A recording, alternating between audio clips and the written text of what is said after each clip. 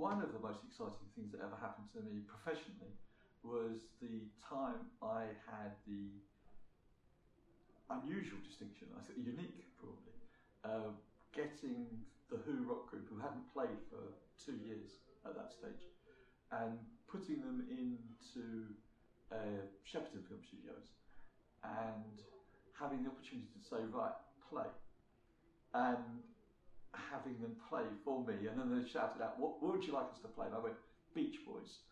I didn't even let the Who play the Who music.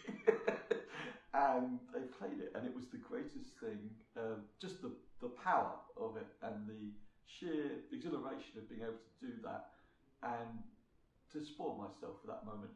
And the interesting thing, which is in the book, was that the people somehow knew, people from far and wide, somehow found out. We were in a soundproof studio, but they somehow found out, and within 20 minutes, there were hundreds of people banging on the doors trying to get in the stage.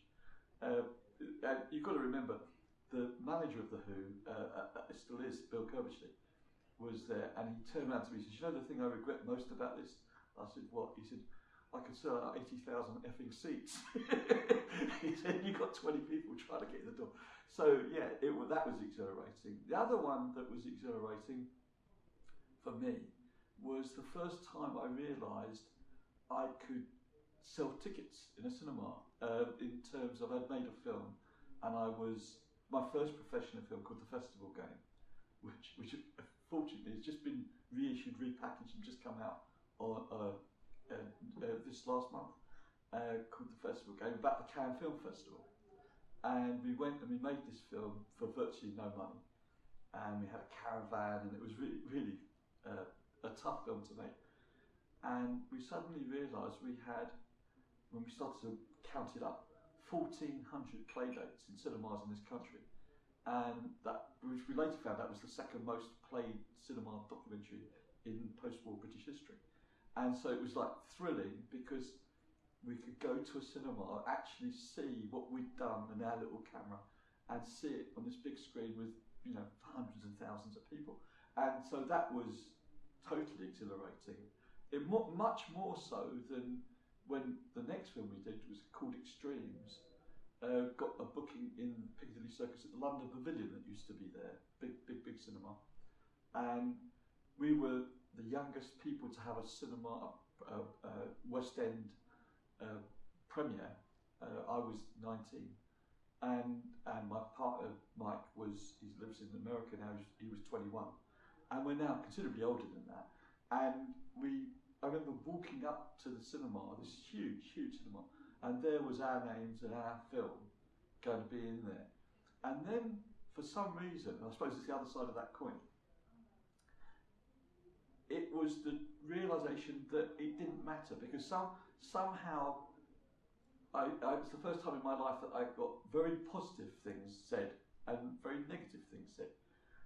And as many people would say, as long as people weren't bored, that's okay. I don't mind people having a negative viewpoint. But there was one of the films we made, also coming out in a reissue right now, called Butterfly Ball. And when we made that, I used to read every critic. I'd go to every opening. I was totally immersed in what we were doing. And through the things that fortune, circumstance, luck, we had an incredible situation where one of the guys who was going to write a review was a man called Benny Green, who wrote for Punch magazine. He was the film critic for Punch magazine, and he had also been a wonderful jazz saxophonist, and a very witty man, and a very nice man, really. And he had learnt to play cricket in the boys' club my dad had been the sports director of. So I thought, I'm going to get a good review from Benny, you know. And the film was The Butterfly Ball, and the first line of the review was, I never knew butterflies had balls, and now I know they don't. And it absolutely threw me. It absolutely, you look back in retrospect and you kind of say, oh, how stupid was I to take that seriously. But it threw me to the extent where I never read for many, many years any reviews, good or bad, just wouldn't read them, because it threw me too much. And I never went to any premieres or openings or parties related to anything I did for the next 30-something years. Because I thought, I just don't want to be with these people. And then I realised it wasn't them that was stupid, it was me. But it took a long, long time. And so that realisation, I suppose that goes the arc of how life works for you. I have a book coming out very soon, being published by a company called Gonzo, called Under God's Table. And that refers to literally a table, which is the legend is, it's the table that's now in this family's home in Basra, in Iraq, that was part of the Noah's Ark. And so the wood is this ancient wood, and under the table is scratched something. And what we find out as the story develops is that it's the longitude and latitude of where the weapons of mass destruction are buried. And that, yes, there were weapons of mass destruction. And it's a what if. The story's a what if.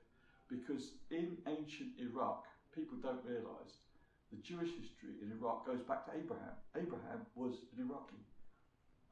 And that's where Mesopotamia is where the Jews sprung from. So they're very, very interconnected with Iraq historically. And there's been a community there more or less continuously for that 3 and a bit millennium, nearly 4 millennium. And our story is centred around 2 families, one Jewish and one Arab Muslim, who live cheek by jowl and are the best of friends. They're completely conjoined. And it starts at the beginning of the shock and awe, when the Americans and the Allies started the attack, and their families get wiped out, and the 2 boys are then brought up together in America. But as they develop, one becomes radicalised to the Arab cause, and one becomes radicalised to the Israeli cause, and they become deadly enemies. These 2 boys who were like brothers become like Cain and Abel. And it's the story of how that develops and how that terrible friction becomes a danger to the entire world. And so it's the story that goes from 1983 through to 2020 something.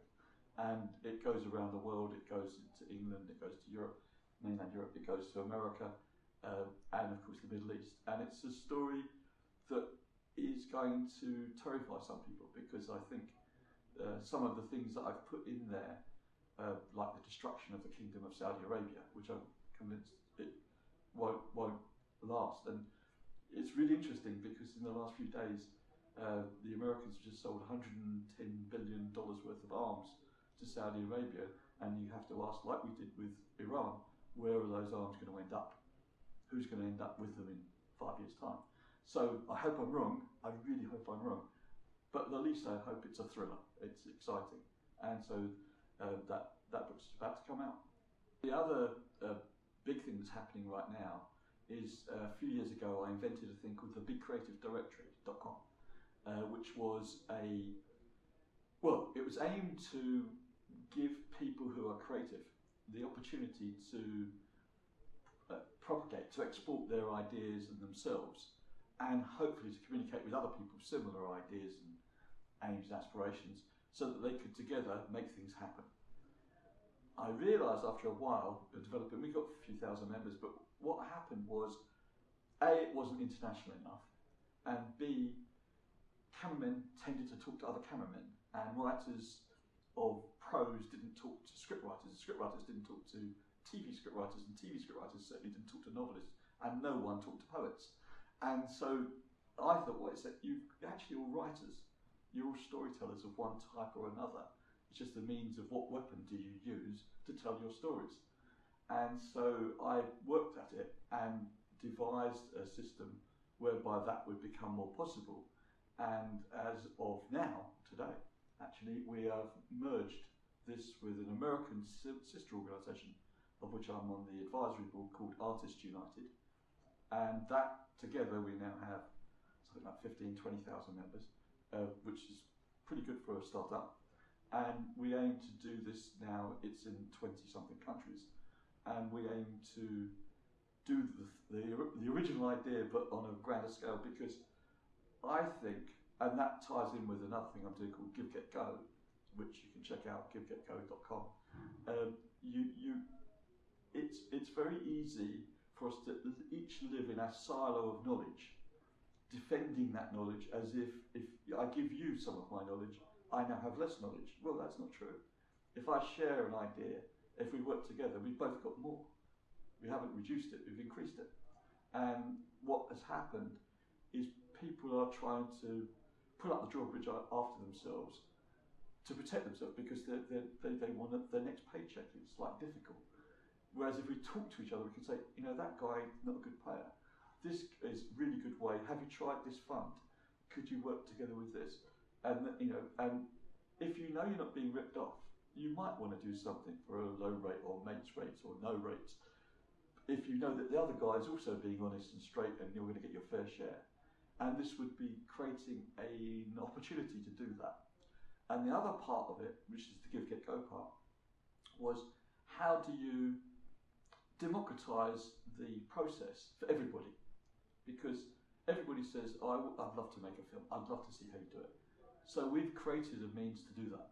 We've created a means where you can make a film in a day with our technical and artistic backup. And we've created an environment starting in Northampton in the county cricket club, where we've got lots of locations and space. And we'll be making up to 24 films a day. And that's just starting. There'll be a national competition that's happening in the next few months. And the development of that, which is always contingent on us getting people to come through the door, obviously, but the development of that is because what we want to happen in the roundness of it, is like in a community sense, is you give an idea, you get help, you go do it, and then you market it. Instead of talking about it, you do it.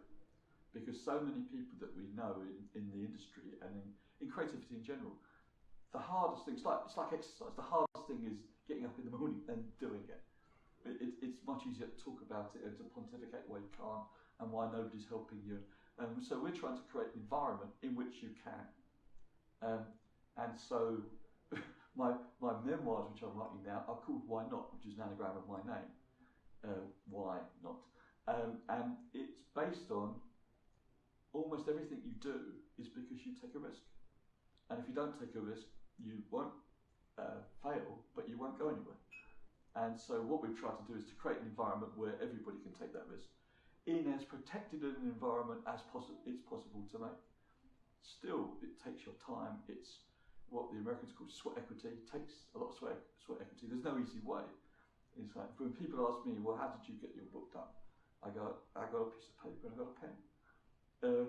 Because that's basically what you do. Because what we all are, and people, dress this up in fancy words, we're storytellers.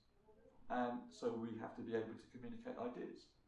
And if we can communicate ideas effectively, we become successful storytellers and maybe change our name to Steven Spielberg. But that's what he is. There's no magic to it. The magic is in how you do it.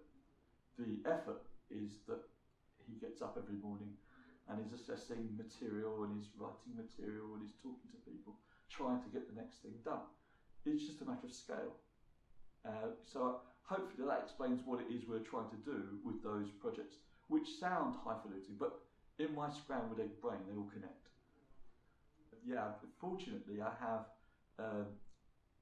been asked to write the book of a thing called The Show Must Go On, which is something I've never done before. I've written a play, Too Tired Heart, which has been out, and hopefully they'll be doing a regional thing of that soon. But this is The Show Must Go On, which is based on the title of one of my colleagues. It's about his life, David Courtney.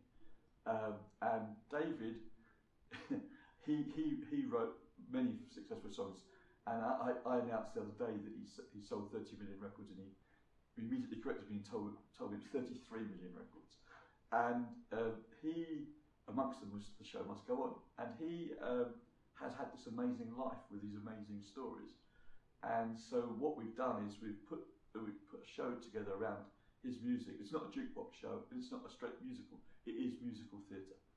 And so we've doing the first production of it with Erdang, which is in Islington, and then the next bigger production will be hopefully in London.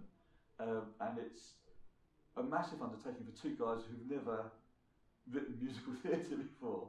But it's very exciting, and it's very exciting. And we're listening very hard to people that know better about that kind of thing than we do. We know how to write, and he knows how to do music, but it's a different skill.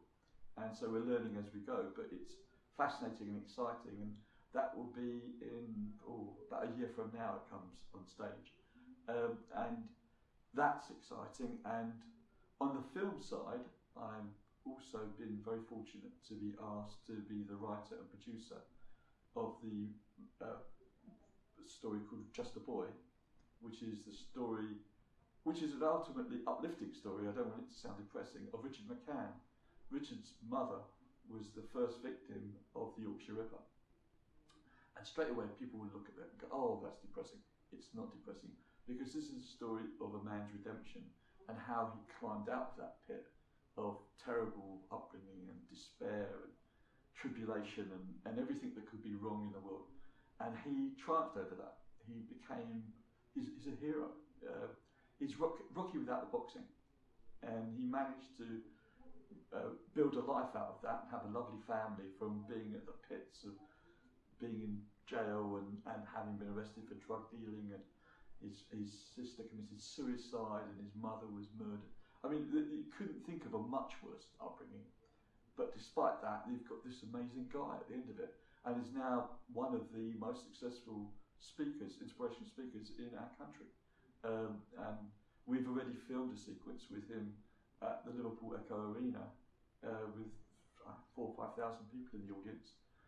It's just amazing the ability he has to turn those opportunities into opportunities, to turn what could be a tragedy into a triumph for other people to share.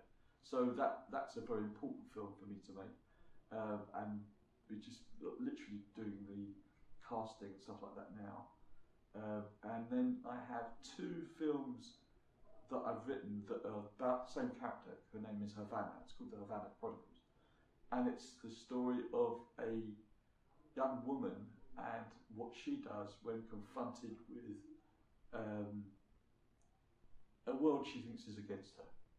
And it's the story of her disintegration, and while she's going down this, like, you know, the hole that Alice in Wonderland, or Alice Through the Looking Glass, goes down. It's kind of like that writ large, and what's real and what's not real.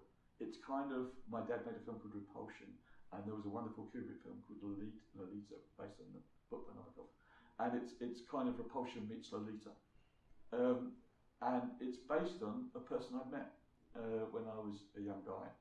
And I never kind of was ready to tell that story because it didn't speak well of me, really. It made me look kind of stupid.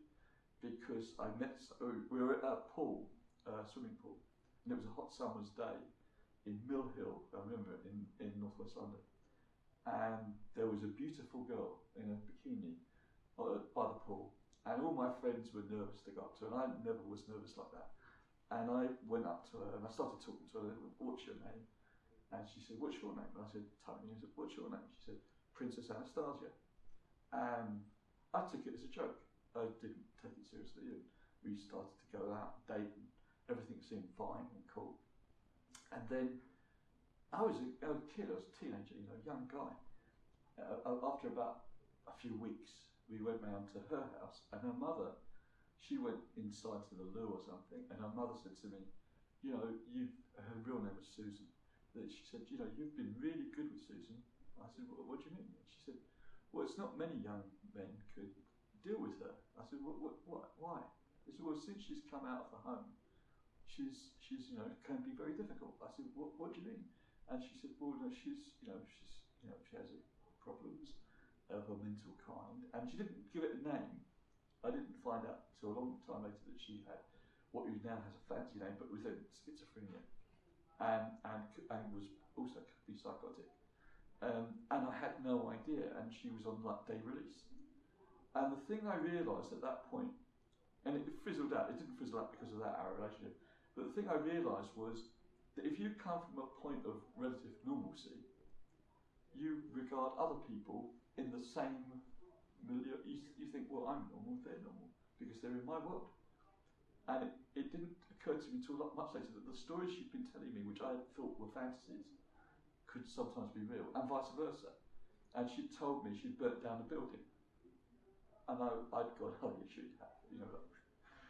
And it turned out she had burnt down a building and nearly killed someone. And it was, she didn't intend to kill the person, but she did intend to burn down the building because somebody there had done something that upset her. And so it was then the realisation that that was a very interesting character.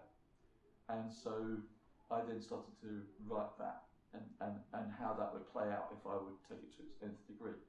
The interesting thing for me was that I started thinking about that, started writing a rough outline for it when I was 17, and got offered a publishing deal by a book publisher at Hodder and Stout, I remember. And I think they offered me £2,000 something, and my agent at the time, I had an agent, said, do the deal, and because that was a lot of money in those days. And I said, I can earn more than that working as an assistant on films. I said, why would I used to be working here. And they said, well, but this is a once in a lifetime opportunity.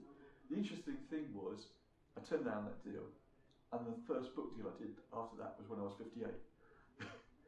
And so I always regretted not telling that story. And I'm doing the novelisation of it as soon as the film's out, because I just like been digging at me now for all those years, 40 years. But the interesting thing for me was it's still relevant today, because we don't know how to deal with people in that situation. And in some ways we deal with them even more ineptly than we did then. We used to just lock them up in a big building. Now we go out in the street, you'll be okay.